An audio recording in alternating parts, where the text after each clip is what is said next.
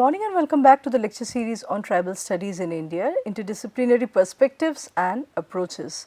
So, today we are going to discuss the problems of categories and classifications. What are the problems associated with this whole categorization of a people residing in India as tribe? What makes up or what comprises tribes?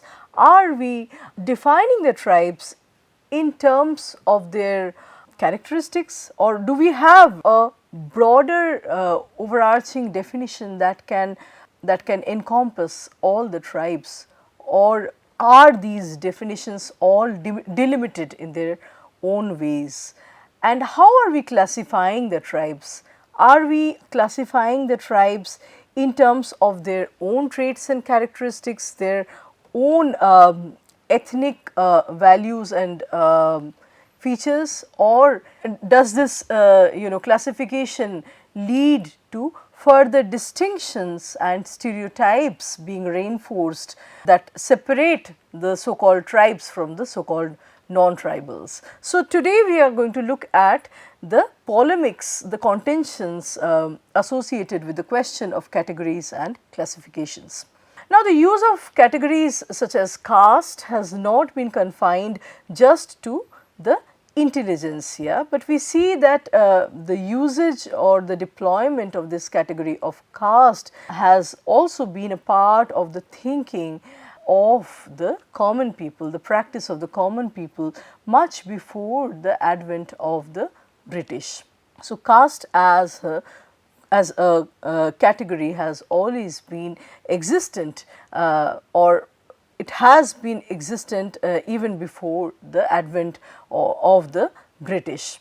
However, it is not the same situation with the tribes. In the case of the tribes, we see that a separate category, a specific category called the tribe. So, we see that the category of tribe, however, has been largely talked about as a colonial construction. So, tribe as a category as opposed to the non-tribals has been a part of scholarship and common discourse only since the colonial times. This, however, does not necessarily mean that tribal groups did not have a distinct identity of their own. They not only did have their own identity in separation from or in isolation from or in independence from the non-tribals, not only did they see themselves and identify themselves as being different, they were also seen as different by the ones that were ethnically not tribals. So, this kind of a difference with respect to habits and habitat, with respect to living in one's own ecosystem, in one's own cosmos, had always been there even before the advent of the British. However, the general category of tribe as a formal term, as a classification, and creating certain specific and very curiously very negative markers that are associated with this category had never been previously present, had never been available in the Indian society in that way. Although the tribals and the non-tribals understood that they were ethnically, culturally and in terms of social practices, in terms of language, very different from one another, this question of hierarchy, of one being better than the other, or one being more backward, or one being savage, or one being not educated in terms of modern values, had never been there. So, this lens is being introduced by the colonizers for the first time. The general category of tribe and the associated stereotypical markers were not there, were not available in the Indian society in that way, in a prominent manner.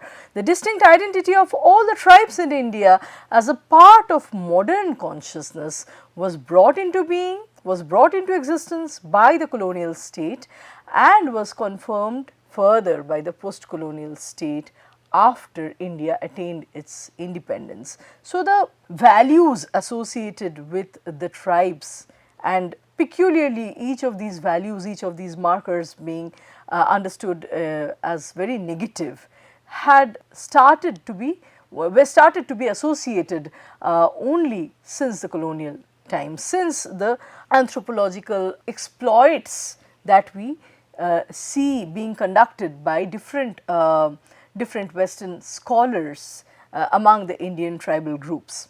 Colonial administrators used this term tribe, this coinage tribe, as a way of describing people who were heterogeneous in terms of physical and linguistic traits, demographic size, ecological conditions of living, the regions that they inhabited, the stages of social formation, and the levels of acculturation and development. The need for this kind of a category arose from the need to organize a vast diversity into clear and meaningful groups, both for classification as well as for administrative ease, right. So, the study of the tribal groups, which subsequently came to be described as tribal studies, had begun with the establishment of the Asiatic Society of Bengal.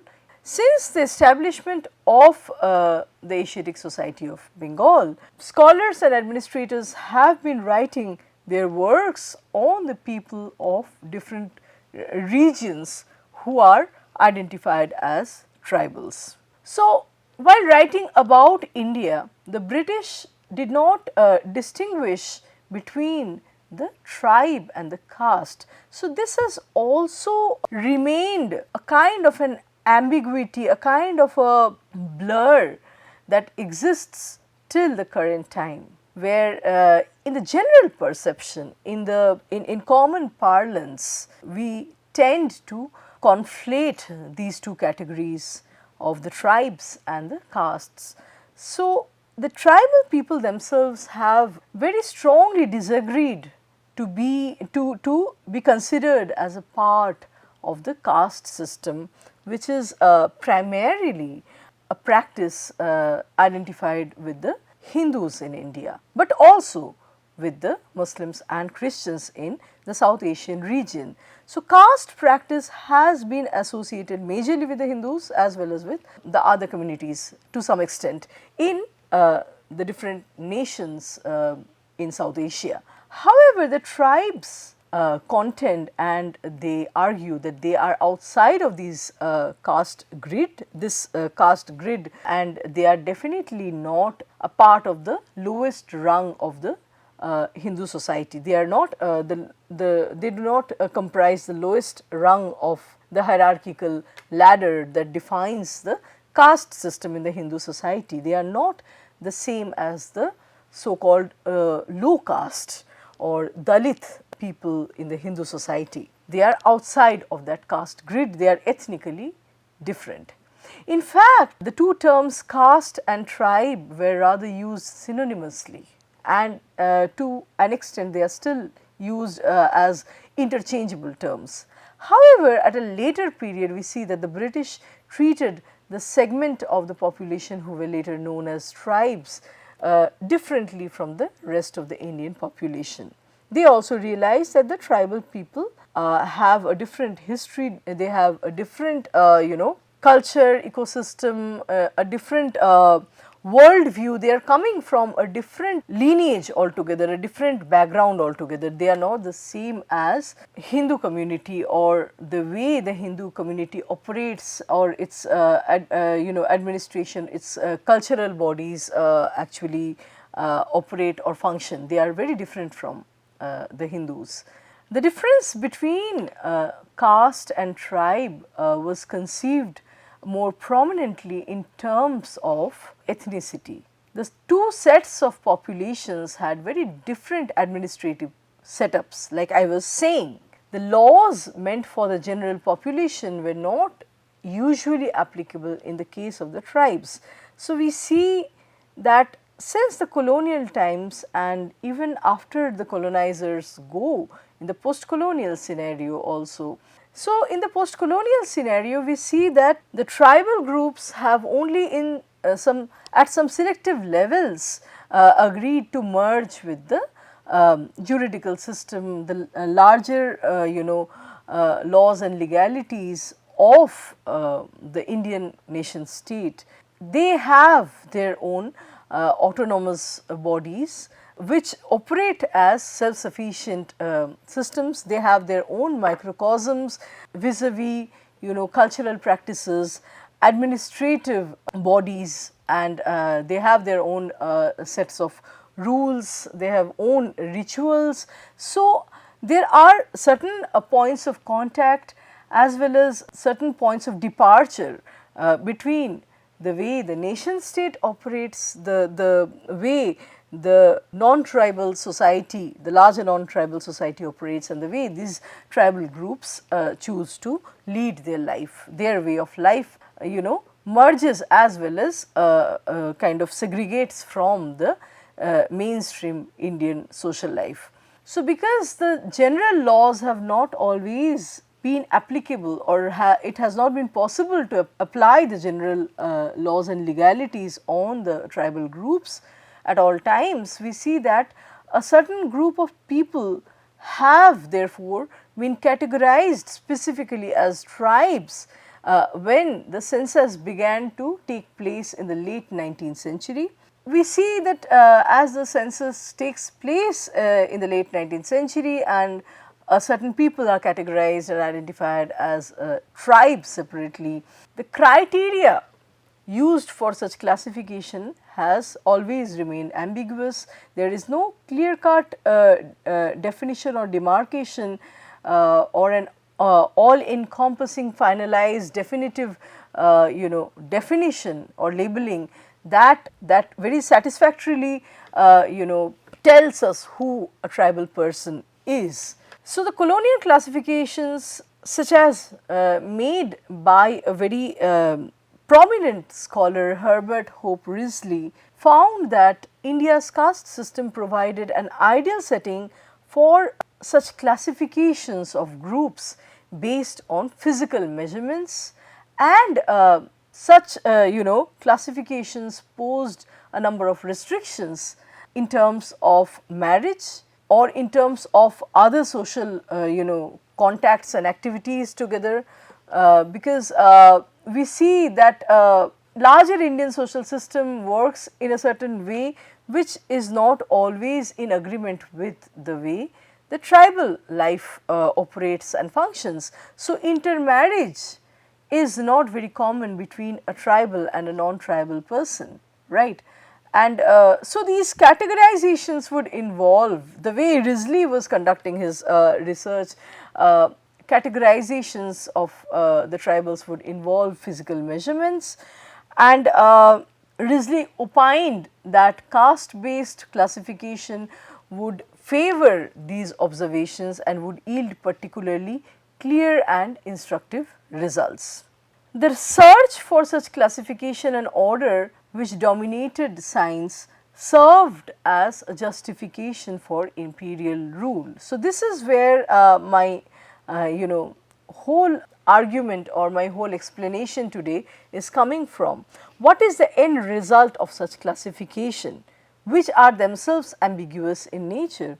They lead to further value judgment, they lead to further reinforcement of stereotypes, creating of further juxtaposition and hierarchies among different groups, among the tribals and the non-tribals, and it further enables and empowers the colonial apparatus to make a distinction of the colonies or the non-West from the West, and thereby justify their own argument for foreign rule. So, because a person looks a certain way, because a person has a certain physiognomic feature or a certain physique or body color, becomes a marker of such a person's inferiority, backwardness or some such negative traits, and it enables and empowers the Western white man to say that these people ought to be controlled and dominated because they are savages, they are not civilized enough. So, such categorizations actually very smoothly transition to stereotyping and value judgment in negative fashion. The colonial obsession with classification was not only for the sake of academic interest and colonial justification, but also for the more practical goal of administration as well. So, too many things are happening at the same time. We see this kind of classification also facilitates their administration. It facilitates controlling the different territories, but also facilitates dominating the people that are very different culturally and ethnically, very different from the whites. This classification for administrative purposes even led to the labeling and registering of certain groups of tribal people as criminal tribes in colonial India.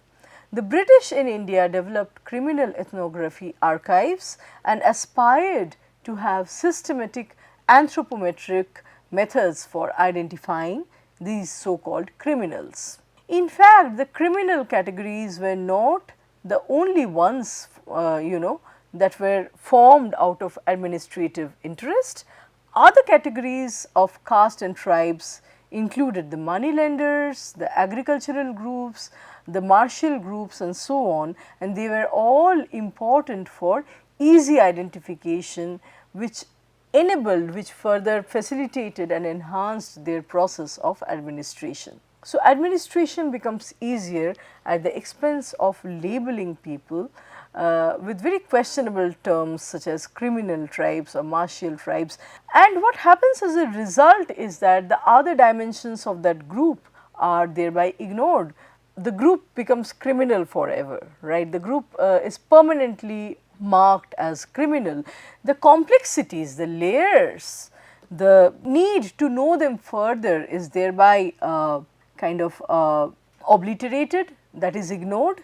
So, through such value judgment, it is also a way of studying a certain group very superficially on the surface. There is no need to go deeper into their culture, invest oneself as a researcher to know the other dimensions of their culture, the other possibilities existent in their very many practices. So, colonial administrators such as Risley were confident that if the principles on which such classifications were based did not have an appeal to the usages and traditions of the larger population of the country, then it would not have been possible that they would have taken so much trouble and expenditure to secure its application in a certain way, right.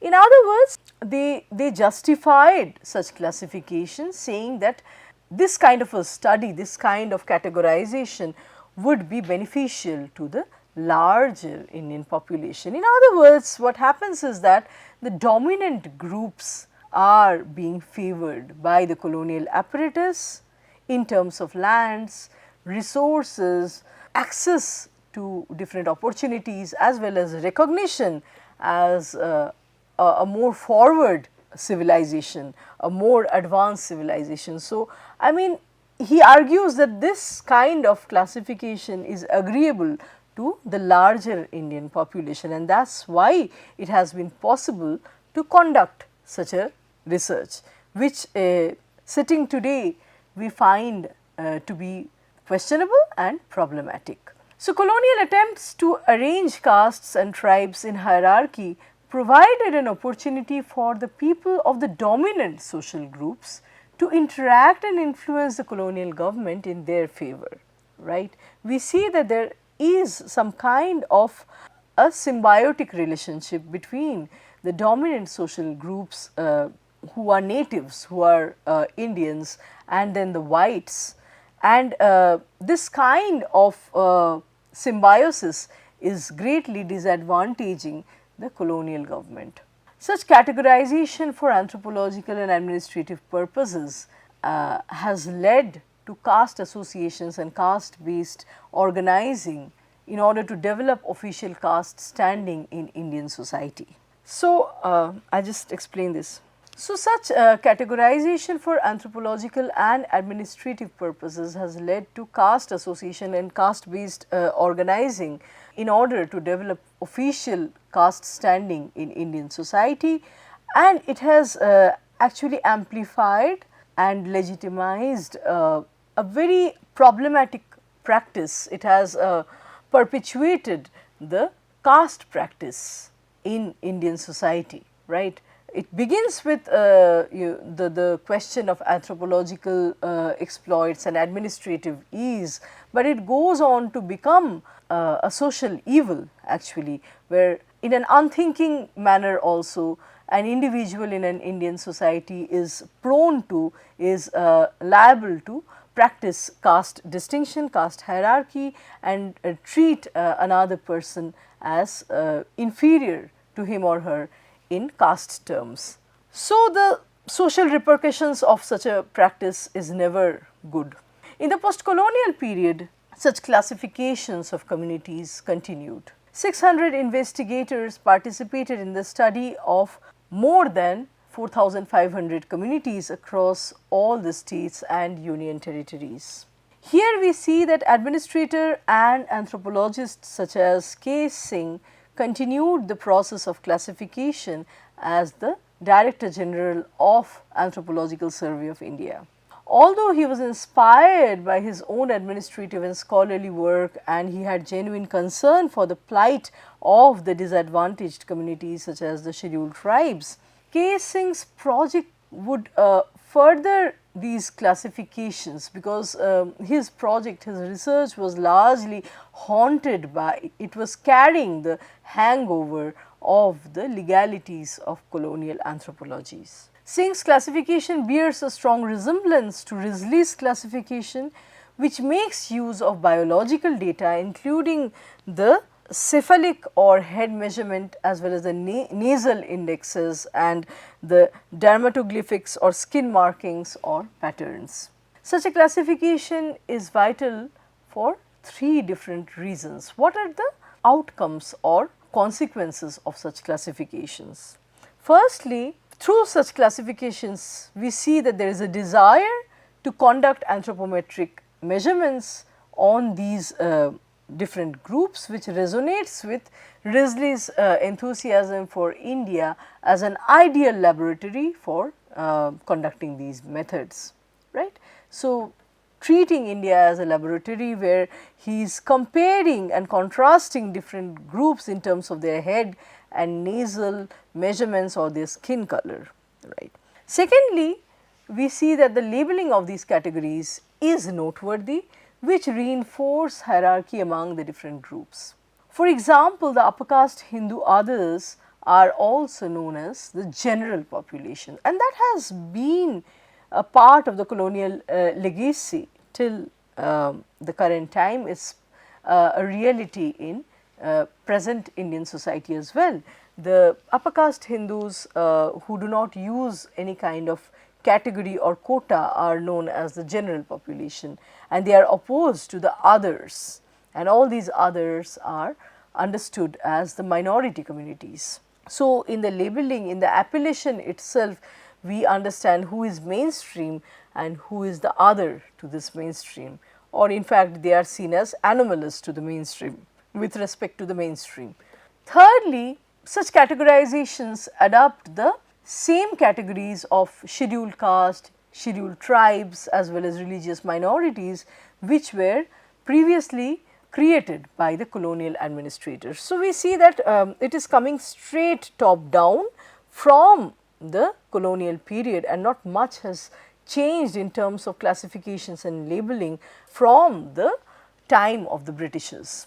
During the post-colonial period, however, due to the use of official categories and the benefits that were at stake, we see that Risley's anthropological project's initial commitment to honor the self-identification of these tribal groups have been largely jeopardized and compromised. In 1990, While Risley's classification and identification project was in full swing, Prime Minister VP Singh announced his intention to expand the reservations program for central government jobs in order to benefit not just the scheduled castes and scheduled tribes, but also the other backward classes, in short known as OBCs, which is a category created by the Mandal Commission in the year 1991. However, the polemics lay in the fact that the OBC or other backward classes category would never be very well defined. It was criticized for being ambiguous by several other sections of the Indian society.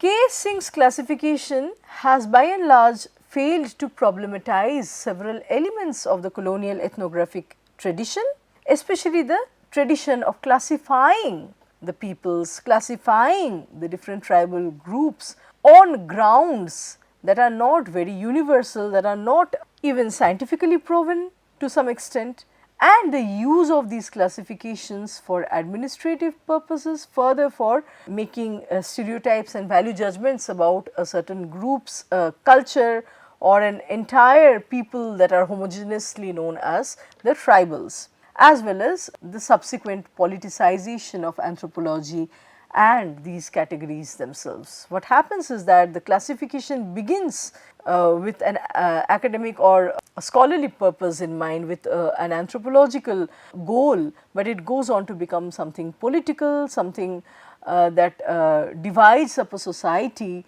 right, and that actually taboos, ultimately taboos a certain people, a certain group of people or groups of people. Despite dramatically changing the interpretations of the Indian nation, the Indian state's colonial and contemporary impulses to categorize and record the people of India have remained very significantly consistent. In post-colonial India, as a list of tribes began to be drawn up by the various administrative projects, the need to provide them with certain political and administrative concessions was felt by the governments at different periods.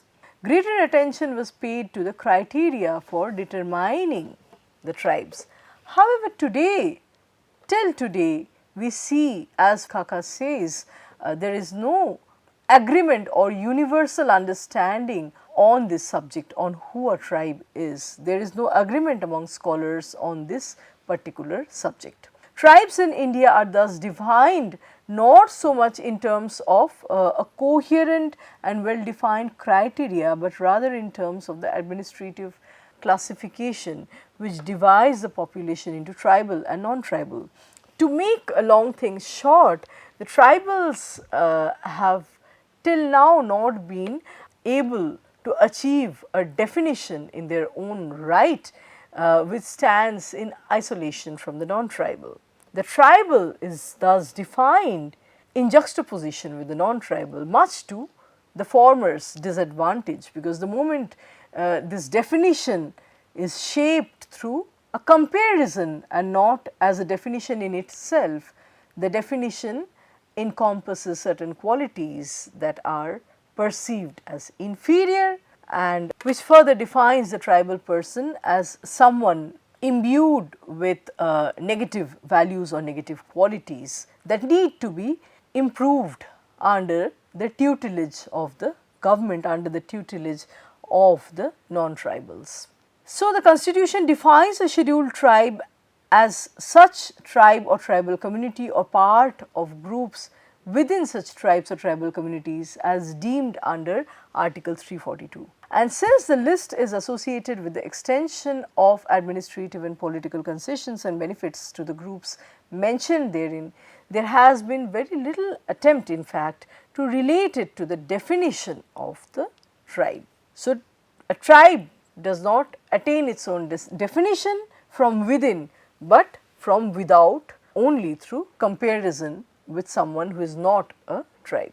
Khaka notes that there is a discrepancy between the concept and its application to different groups and communities listed as tribes. Given that the question of tribes in India is closely linked with administrative and political considerations, there has always been more concern with the identification of the tribes than with defining them. So, when we identify them in terms of some stereotypical traits, which in a way does not show them in a very good light or show them in a very positive light. It becomes a mode of comparing them with the non-tribals. So, the focus has been on identification, on stereotyping rather than on trying to zero down on a definition. The criteria for the definition of the tribals have never been uniform. They were neither clearly formulated nor systematically applied.